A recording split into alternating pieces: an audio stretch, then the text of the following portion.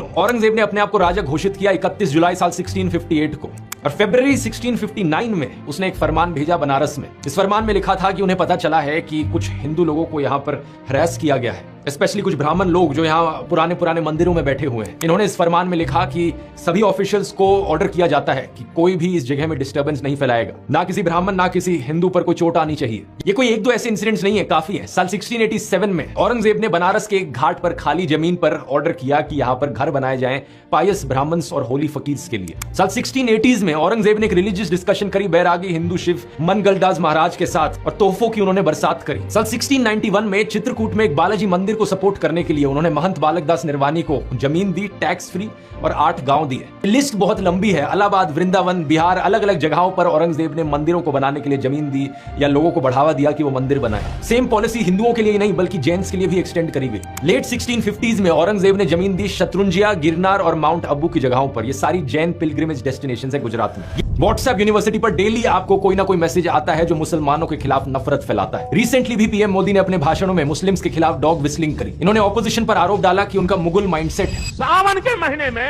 Mutton बनाने का मौज ले रहे हैं, वीडियो दिखाकर वो मुगल के लोगों के जमाने की जो मानसिकता है ना, उसके द्वारा वो देश के लोगों को चिढ़ाना चाहते हैं। ट्विटर पर एक से बढ़कर एक अकाउंट जो मुसलमानों के खिलाफ नफरत फैलाता है, पीएम मोदी उन्हें फॉलो करते हैं। तो ये हो गए हमारे कॉम्युनल मोदी। व्हाट्सएप पर आपके फोन पर मैसेजेस आते हैं जो कहते हैं कि देखो हिंदुओं पर कितना अत्याचार किया है मुगलों ने सदियों से, और इसके बाद भी अगर कोई हिंदू सेक्युलर रहे तो वो कायर हिंदू होगा। ऐसी ही चीजें लिखकर भेजते हैं व्हाट्सएप में। मैं यहाँ पर इन व्हाट्सएप माफिया वाले लोगों से पूछना चाहता हूँ, क्या तुम लोग अपने आप को शिवाजी महाराज से ज्यादा बहादुर समझते हो? क्योंकि फर्क जानते हो, पता क्या है दोस्तों? छत्रपति शिवाजी महाराज भी औरंगजेब के समय पर ही जीते थे, लेकिन फर्क जानते हो क्या है? शिवाजी महाराज एक सेक्युलर हिंदू थे, वो मुसलमानों से नफरत नहीं करते थे। किसी भी इतिहास की किताब में इसका एक सबूत तक आपको नहीं मिलेगा जहां शिवाजी ने किसी भी मुस्लिम के खिलाफ डिस्क्रिमिनेशन करी हो। औरंगजेब ने नॉन मुस्लिम्स के ऊपर जिजिया टैक्स लगाया था। इसको लेकर शिवाजी ने पता चिट्ठी में क्या लिखा था? उन्होंने कहा था कुरान की किताब ईश्वर का शब्द है। इसमें लिखा गया है कि जो ईश्वर है वो पूरे ब्रह्मांड का ईश्वर है, सिर्फ मुसलमानों का नहीं। हिंदू और मुसलमान दोनों उसके सामने एक बराबर है। तो किसी भी एक धर्म के खिलाफ नफरत फैलाना